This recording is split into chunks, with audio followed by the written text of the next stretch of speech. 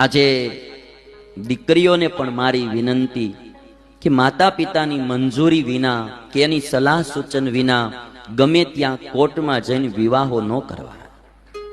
આપણે હજી બાળક બુદ્ધિમાં હોઈએ, આપણને હજી લાંબી દુનિયાનો અનુભવ ન હોય, દુનિયાની ખબર ન હોય, ક્યારેક કોઈ ગમે એવા જુવાનિયા ગમે એવી રીતે મોહજાળમાં ફસાવી અને આપણને પાડી દે અને પછી આખી જિંદગી દુખી થવું પડે.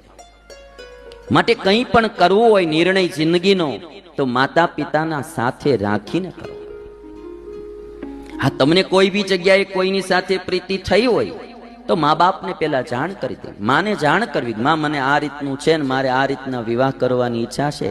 ફ્રેન્કલી રહેવું. આપણી હિન્દુ સંસ્કૃતિ વર્ષો પહેલા કહીને ગઈ કે 16 વર્ષનો દીકરો થાય એટલે માતા પિતાએ એની સાથે મિત્રવત વ્યવહાર કરવો. દીકરીઓ યુવાન થાય એટલે માતાએ એની સાથે મિત્રવત વ્યવહાર કરવો, જેથી કરીને એના જીવનમાં કંઈ પણ પ્રશ્ન હોય તો એ માને ઈઝીલી કહી શકે શરમાણા વિના કે માં મારે આ રીતની ઈચ્છા છે. પણ મા બાપની સલાહ વિના મનનું ધાર્યું ક્યારેક કરી નાખવામાં ઘણી દીકરીઓ પાછળથી દુખી થાય છે.